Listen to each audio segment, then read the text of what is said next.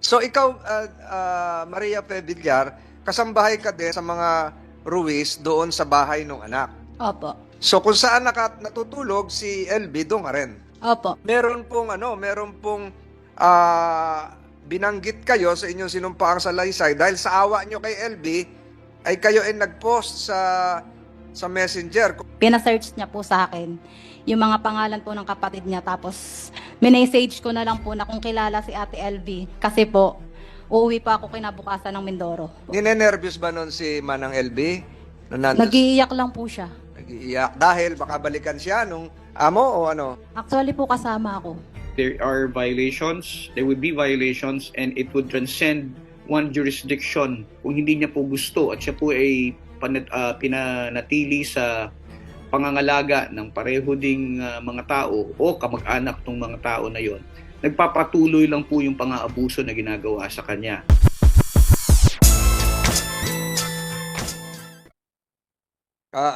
Nahawak namin ng kumiting ito ang iyong sinumpaang salaysay.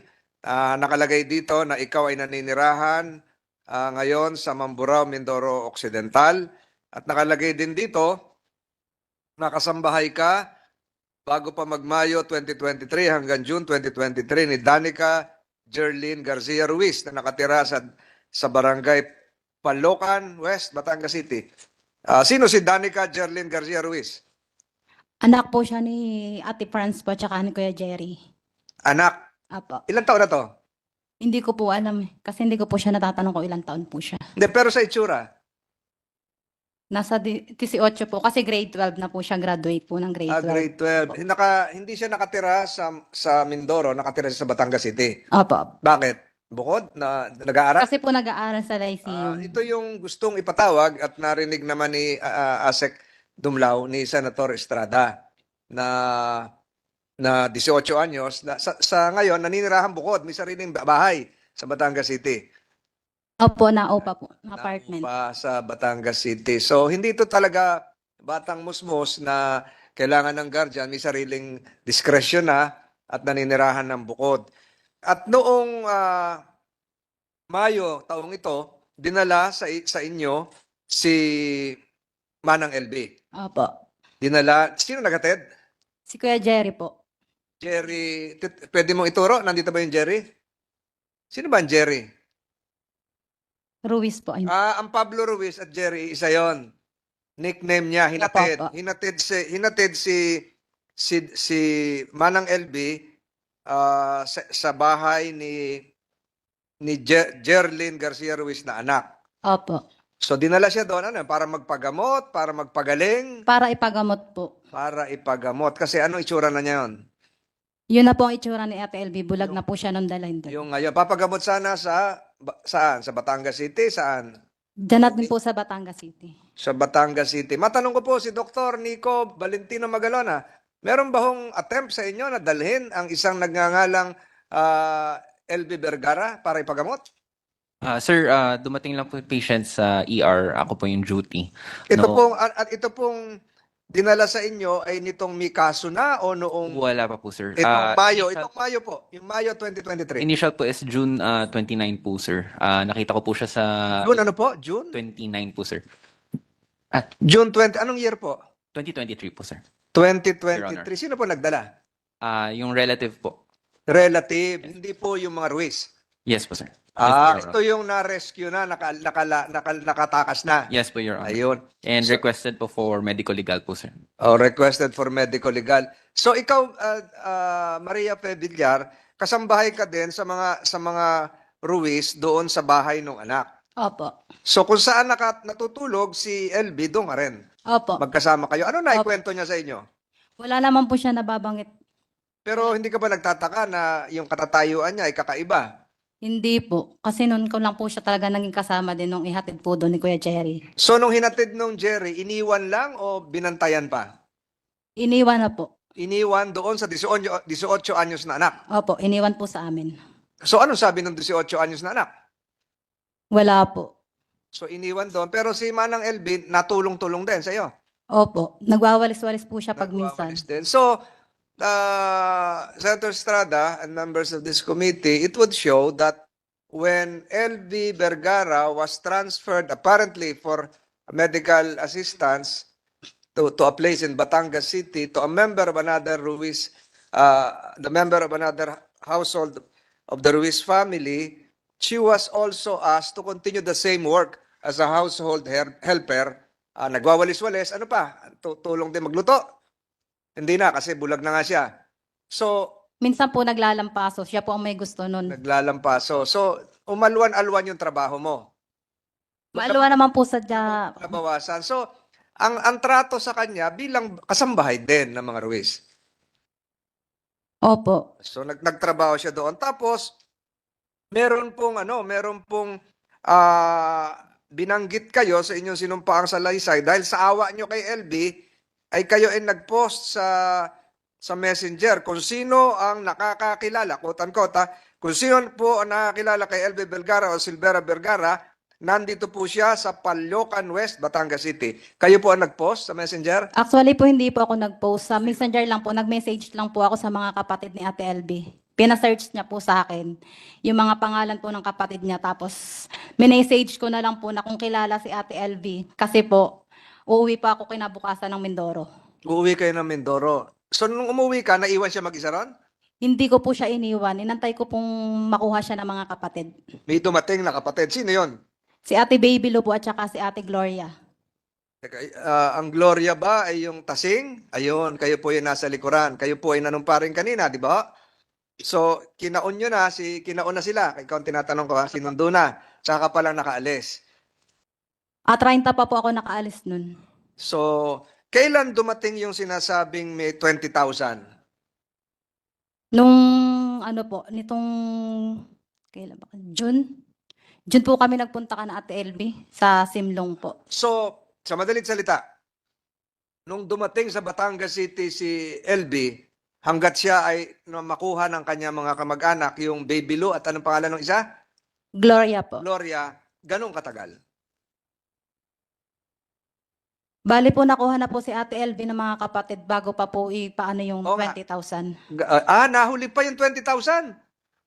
Nung nakaalis na, tsaka hinabol yung 20,000. Opo. Nasa kapatid na po si Ate LB. Kanino nakarating yung 20,000? Kanino sinabing may 20,000? Doon sa anak? O nalaman mo? Actually po kasama ako. Nalaman nung inaabot yung 20,000. Pero ganito ang tanong ko, ganun katagal simula nung dumating sa Batangas City hanggat makuha uli ng kanya mga kamag-anak si Manang LB? Bali po nakuha po si Ate LB ay 28. Hindi, ganun katagal nga nanirahan doon sa Bali, umabot din po ako ng 3 months. March 16 po ako nag-start. June 30 po ako nakauwi. Hindi, si Manang LB, ganun katagal tumira sa Batangas City? 1 month po, mahigit. Mahigit isang Opo. buwan. Mahigit isang buwan. So siya ay naging tumulong-tulong din, nagwawalis, hindi na ipagamot. Hindi po. Binigyan ng sweldo sa Batangas City? Hindi po. Hindi rin binigyan. So nung dumating yung mga kamag-anak, nagpasalamat sa iyo at ikaw ang nag-post sa Messenger, kaya siya nakup muli, nakuha na rescue. Yes. Dumulog kayo sa Batangas City Police? Hindi po. Hindi rin.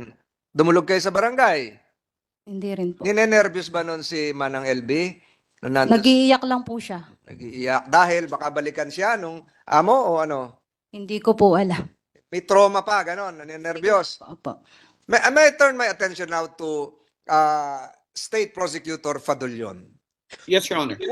Would you believe, this is just hypothetical, would you believe that since the alleged torture and inhumane treatment was started in Mindoro, Mamburao, and thereafter she was turned over to one of the family members, the same members of the family of the employer, and for more than a month, she has to endure the same suffering, continuing the same household services as an employee.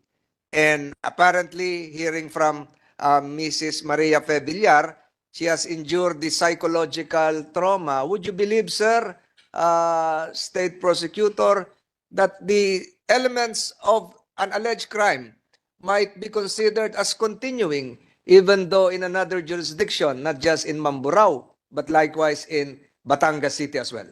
Patuloy po yung kanyang maltreatment, hindi lamang doon sa Mamburao dahil nandun pa siya sa pagkandili ng isang miyembro ng pamilya ng Ruiz at hindi rin siya sumusweldo ron. Violation din ng batas na binalangkas ni Senator Estrada at siya ay ninenervyo, siya pa rin na nagtatrabaho doon at napilitan na nga mag-post sa Messenger yung kasamahan niya na kasambahay din para siya ay ma-rescue ng kanya mga kamag-anak. So, meron bang elements ng crime na kung sakali, we're just stating this hypothetically, academically, na nangyari din doon sa Batangas City, aside from Mamburao? Based on the hypothetical question of Your Honor, I would agree, sir, that there are violations. There would be violations and it would transcend one jurisdiction since nalipat ho siya sa ibang lugar and it would be considered as probably a continuing offense, but it would be an entirely different offense as the one, yung violation ng RA 10361. The new offense, if it is an entirely, paliwanag niyo po yun. Kasi kung continuing offense, edi tuloy-tuloy lang yon from the start to the culmination. So, is there another offense committed separate from the original offense in Mamburao, Yes, sir. separate independently and committed in Batangas City? Yes, Your Honor. Again, without prejudice to the ongoing investigation, it would appear from the facts of the case that apart from the violations of yung law, yung 10361, each act of each inhumane treatment may be considered as one act. And if it is transferred, lumipat po siya ng ibang lugar, meron pong ibang posibleng violation din. Kasi if the person was detained against her will, kung hindi niya po gusto at siya po ay pinanatili sa pangangalaga ng pareho ding mga tao o kamag-anak ng mga tao na yon, nagpapatuloy lang po yung pang-aabuso na ginagawa sa kanya. So in that sense po, continuing siya kung nagsimula siya sa isang lugar at inilipat siya sa ibang lugar para ipagpatuloy yung pang-aabuso na yon. Salamat po. Lalong-lalo na kung yung pangako ay dalhin siya sa pagamutan at hindi naman siya dinala sa pagamutan. Ganun ba ang sinasabi mo, Miss Villar? Hindi siya dinala sa pagamutan? Hindi po, kasi daw po nag-iipon pa ng pampagamot. Nag-iipon pa ng pampagamot. Sila Ate Franz po at saka si Kuya Jerry. Natanong ko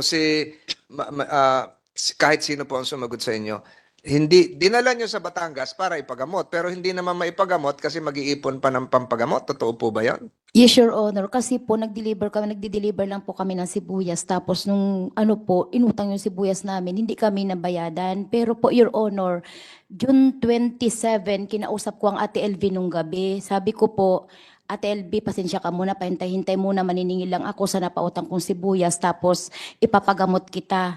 Ang sabi po ng Ate LV, yan alam mo Ate LV, ang sabi ko sa iyo, diga po, sabi mo sa akin, sige te, padala mo lang ako ng damit, tapos allowance.